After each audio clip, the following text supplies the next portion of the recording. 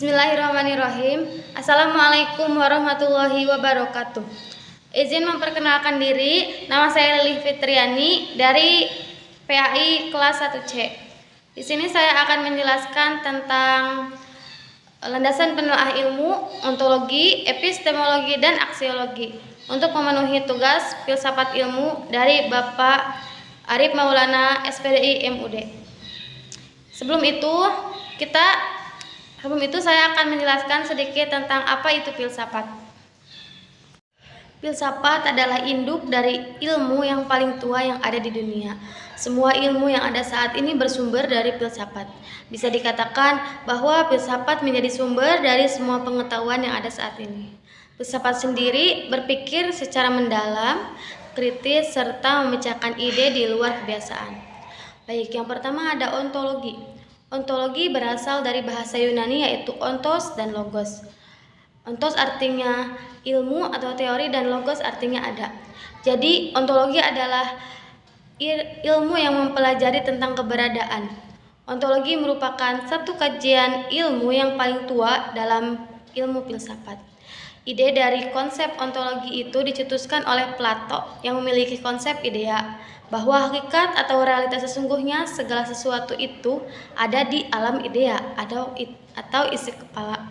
Seperti misalkan rumah. Ketika kita ingin membangun sebuah rumah, maka hakikat rumah itu sudah ada di dalam idea atau di kepala kita.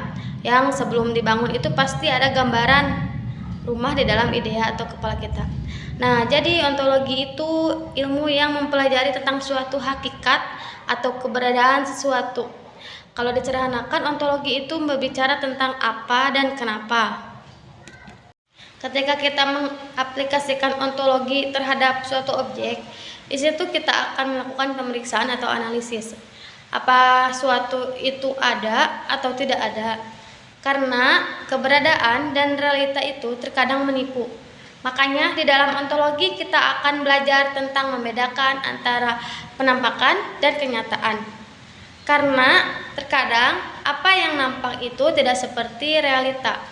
Contohnya misalkan air laut. Seringkali kita identikan dengan warna biru atau berwarna biru. Padahal realitanya tidak. Air laut ketika kita amati dari dekat tidak berwarna biru. Kita seringkali terkecoh antara realita dan penampakan. Kajian ontologi itu sendiri membuat kita menjadi lebih sadar atau lebih peka untuk melihat apa sih realita yang sesungguhnya. Contoh ontologi, misalkan kursi. Apakah yang disebut dengan kursi itu adalah tempat yang digunakan untuk duduk? Sehingga problem ontologi ini bisa menyatukan dari berbagai macam-macam kursi. Barangkali misalkan kursi di sana bisa goyang, sedangkan di sini tidak bisa. Atau kursi di sana empuk atau di sini tidak. Dan kursi di sana misalkan terbuat dari kayu, sedangkan di sini terbuat dari besi. Tapi semua macam-macam kursi itu disatukan dalam definisinya, yaitu tempat duduk. Itulah contoh ontologi. Yang selanjutnya ada epistemologi. Epistemologi berasal dari bahasa Yunani, yaitu episteme yang artinya pengetahuan atau kebenaran, dan logos yang artinya ilmu atau teori. Secara umum, epistemologi adalah cabang filsafat yang membahas tentang bagaimana untuk mendapatkan ilmu atau sebuah teori yang berurusan dengan hakikat dan lingkup pengetahuannya. Epistemologi membahas tentang terjadinya suatu kebenaran ilmu. Epistemologi hakikatnya merupakan gabungan dengan berpikir secara rasional dan empiris. Kedua cara itu digabungkan dengan mempelajari gejala alam untuk menemukan kebenarannya. Sebab secara epistemologis ilmu memanfaatkan kemampuan manusia, yakni pikiran dan indera. Metode-metode epistemologi. Yang pertama ada rasionalisme. Metode ini beranggapan bahwa sumber pengetahuan adalah rasio atau berpikir. Dari sinilah berpikir kemudian membentuk pengetahuan. Yang kedua ada empiris. Menurut John Locke, Segala pengetahuan datang dari pengalaman, dan tidak lebih dari itu, akal manusia itu pasif. Jadi saat pengetahuan itu didapat, akal akan memperoleh pengetahuan dari dirinya sendiri. Akal tidak lain hanyalah seperti kertas putih yang kosong. Ia hanyalah menerima segala sesuatu yang datang dari pengalaman. Aliran-aliran epistemologi. Yang pertama ada rasionalisme. Menurut Rene Descartes, ia berpendapat bahwa semua pengetahuan bersumber dari akal pikiran atau rasio. Lalu ada empirisme.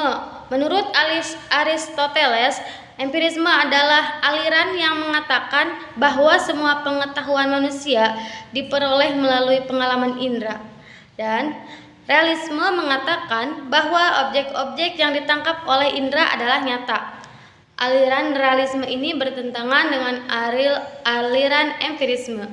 Kemudian aliran kritisme dijadikan satu oleh Immanuel Kant, yang mana kritisme yaitu mengatakan bahwa akal menerima bahan-bahan pengetahuan dari empiri yang meliputi indera dan pengalaman. Lalu ada aliran positivisme. Menurut Auguste Comte, dia berpendapat bahwa perkembangan pemikiran umat manusia dikelompokkan menjadi 3. Yang pertama ada tahap teologis, yaitu manusia masih percaya pengetahuan atau pengenalan yang mutlak. Yang kedua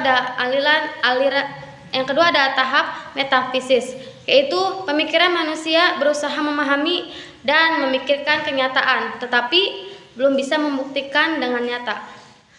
Dan yang terakhir ada tahap positif, yaitu pengetahuan manusia dapat berkembang dan dapat dibuktikan dengan nyata. Selanjutnya ada aliran skeptisisme. Menurut Rene Descartes, ia mengatakan bahwa indera bersifat menipu atau menyesatkan. Namun di zaman modern ini, aliran ini berkembang menjadi skeptisisme metodis yang mensyaratkan adanya bukti untuk membenarkan suatu pengetahuan. Dan yang terakhir ada aliran pragmatisme. Menurut Sander Peirce, ia menyatakan bahwa yang penting adalah manfaat apa atau pengaruh apa yang dapat dilakukan suatu pengetahuan dalam suatu rencana. Contoh epistemologi, misalkan kursi. Pasti timbul pertanyaan, bagaimana kita tahu bahwa itu adalah kursi? Dengan dan berdasarkan apa kita memiliki pemikiran atau anggapan bahwa itu benar-benar sebuah kursi? Awal mula tentu kita memiliki pengetahuan dengan menangkap keberadaan tentang kursi melalui indera kita. Yang setelah itu mulai dilakukan analisis yang dilakukan oleh akal kita. Akal kemudian mengkategorikannya menjadi sebuah ilmu pengetahuan yang membahas tentang kursi. Itulah contoh epistemologi dalam kehidupan sehari-hari. Dan yang terakhir ada aksiologi. Aksiologi berasal dari bahasa Yunani, yaitu aksio yang artinya nilai dan logos yang berarti teori atau ilmu. Jadi aksiologi adalah teori atau ilmu tentang nilai. Nilai yang dimaksud adalah sesuatu yang dimiliki manusia untuk melakukan berbagai pertimbangan tentang apa yang dinilai. Definisi aksiologi menurut beberapa ahli dan sumber. Menurut Kamus Besar Bahasa Indonesia, aksiologi adalah kegunaan ilmu pengetahuan bagi kehidupan manusia. Kajian tentang nilai-nilai khususnya etika. Menurut Wibinoso dalam Surajio, aksiologi adalah nilai-nilai sebagai tolak ukur kebenaran, etika dan moral sebagai dasar normatika penelitian dan penggalian serta penerapan ilmu. Aksiologi merupakan cabang ilmu filsafat yang membicarakan tentang tujuan pengetahuan itu sendiri dan bagaimana manusia menggunakan ilmu tersebut. Hakikat yang ingin dicapai aksiologi adalah hakikat manfaat yang terdapat dalam suatu pengetahuan. Objek kajian aksiologi adalah menyangkut masalah nilai kegunaan ilmu, karena ilmu harus disesuaikan dengan nilai-nilai budaya dan moral, sehingga nilai-nilai kegunaan ilmu dapat dirasakan oleh masyarakat. Aksiologi disebut teori tentang nilai yang menaruh perhatian baik atau buruk, benar atau salah, dan tata cara dan tujuan. Lalu ada dasar-dasar aksiologi. Dalam aksiologi ada dua komponen yang mendasar. Yang pertama ada etika. Istilah etika berasal dari bahasa Yunani, yaitu ethos, yang berarti adat istiadat. Dalam istilah lain dinamakan moral, yang berasal dari bahasa Latin, yaitu mores, kata jamak dari mos, yang berarti adat kebiasaan. Etika adalah cabang ilmu filsafat aksiologi yang membahas masalah-masalah moral, perilaku, norma, dan adat yang berlaku pada komunitas tertentu. Yang kedua ada estetika. Estetika merupakan bidang studi manusia yang mempersoalkan tentang nilai keindahan. Keindahan mengandung arti bahwa di dalam segala sesuatu terdapat unsur yang tertata secara tertib dan harmonis dalam suatu hubungan yang utuh menyeluruh. Maknanya adalah suatu objek yang indah bukan semata-mata bersifat selaras serta berpola baik, melainkan harus juga mempunyai kepribadian. Lalu ada pendekatan dalam aksiologi. Yang pertama ada hakikat subjektif. Hakikat subjektif merupakan reaksi yang diberikan manusia berdasarkan pengalamannya. Dan yang kedua ada hakikat objektif metafisik. Nilai merupakan unsur objektif yang menyusun kenyataan. Kemudian ada pendekatan dalam aksiologi. Yang pertama ada hakikat subjektif, yaitu nilai merupakan reaksi yang diberikan manusia berdasarkan pengalamannya. Dan yang kedua ada hakikat objektif metafisik, yaitu nilai merupakan unsur objektif yang menyusun kenyataan. Contoh aksiologi yaitu etika dan estetika.